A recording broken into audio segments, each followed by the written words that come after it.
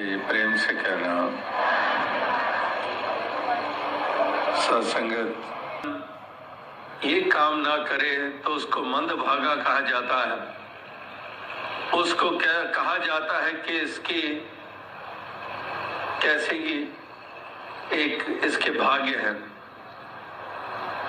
तो ये भाग्य भी बनते हैं इसी मायने से कि जो सबसे दुर्लभ है उस जन्म को पाकर और फिर जो सत्य ये परमात्मा ईश्वर इसकी प्राप्ति हो जानी, तो इससे उत्तम भाग्य किसके हो सकेंगे। दुनिया में भाग्यों की परिभाषा यही है कि दौलत आ जाए तो ऊंचे भाग्य है, संतान आज्ञाकारी हो जाए, या जिसके संतान नहीं है संतान हो जाए तो वो बड़े भाग्य वाला है, उसका बिजनेस चल निकले, अच्छी नौकरी मिल जाए, शरीर रिष्ट पुष्ट रहे। तो ये पैमाना है हमारा कि ये सब कुछ अगर है तो ऊंचे भाग्य हैं। लेकिन इसमें कोई शक नहीं कि इस जीवन को जीते हुए, शरीर में रहते हुए इनकी भी अहमियत है। लेकिन सबसे उत्तम भाग्य उसी के माने गए हैं जो इंसानी जन्म को पाकर अपने मूल की पहचान कर लेता है, जो इस मालिक खालिक को जान लेता है, जो आत्मा के भ्रम मिट जाते हैं। उनके हृदय में ये भाव होते हैं कि सबका भला करो भगवान, सबका सब विधि हो कल्याण। अब जब सब शब्द का इस्तेमाल हुआ, इससे किसको बाहर निकालेंगे।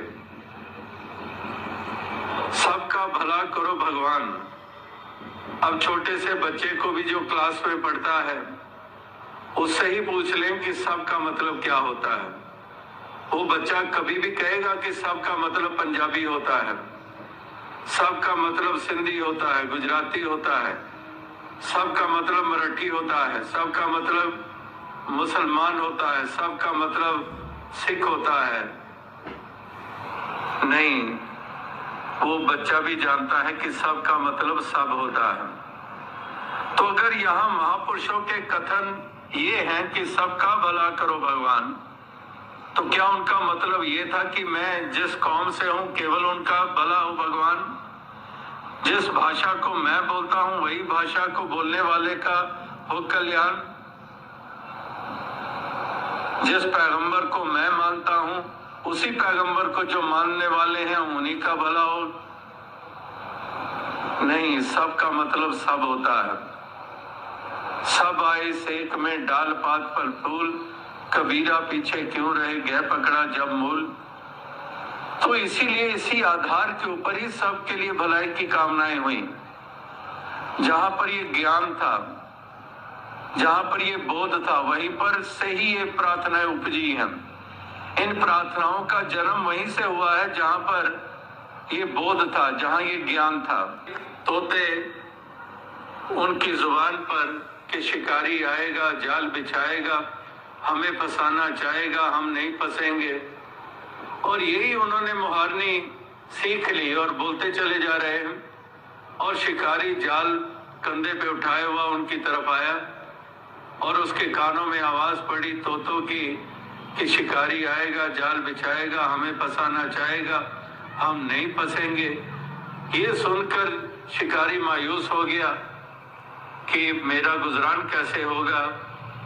तो वो वापस लौटने लगा तो उसको ख्याल आया कि इतनी दूर चल के आया हूं घर से, तो ये तो सारे तोते अब पढ़ लिख गए हैं, तो शायद कोई अनपढ़ आ ही जाए। और उसने जाल बिछा दिया, दाने बिखेर दिए। अब तोते वही बोल रहे हैं कि शिकारी आएगा जाल बिछाएगा, हमें फंसाना चाहेगा, हम नहीं फंसेंगे। ये कहते हुए ठीक जाल के ऊपर आकर बैठते हैं, दाने चुनने लग पड़ते हैं और एक ही झटके में छलांग लगाकर शिकारी उन सब तोतों को उस जाल में बांध लेता है और कंधे पे रखकर जा रहा है घर की तरफ। और उसी कंधे में से लटके हुए जाल में तोते अब भी बोले जा रहे हैं कि शिकारी आएगा जाल बिछाएगा, हमें फंसाना चाहेगा, हम नहीं फंसेंगे। यानी कि वहां पर केवल मुहारनी थी, केवल शब्द थे उन तोतों के पास, उनको कोई बोध नहीं था। तो वही बात कबीर जी ने भी देखी कि केवल शब्दों तक सीमित रह गए हैं, उसमें कोई कसर नहीं छोड़ रहे हैं, लेकिन प्रभु का नाम ले रहे हैं, प्रभु की पहचान नहीं। अल्लाह का नाम ले रहे हैं, अल्लाह की पहचान नहीं। तो इसीलिए दीवारें खड़ी करते हैं, इसीलिए दरारें पैदा करते हैं, इसीलिए मन में दूसरे के प्रति घृणा का भाव रखते हैं, इसीलिए हिंसक हो जाते हैं छोटी सी बात को लेकर, क्योंकि इनको बोध नहीं है। तो ये कहां पर इनका छुटकारा होगा? तोतों की तरह कहां छुटकारा होगा? ये तो निश्चय ही जाल में बंधेंगे ही बंधेंगे, कोई छुटकारा नहीं। ऐसों की आत्मा किसी का भी छुटकारा नहीं है, इनको तो दोजख की आग में जलना ही जलना होगा। ये नियम है, ये उसूल है, युगों युगों से बने हुए हैं। तो इसलिए पार उतारा उन्हीं का हुआ, सतयुग में भी, त्रेता में भी, द्वापर में भी, कलयुग में भी। जिनको ये बोध हुआ, जिन्होंने ये सत्य को इसके असली रूप में जाना, उनकी ही दीवारें गिरी, उन्हीं की दूरियां मिटी, वही भाईचारे की भावना को से युक्त होकर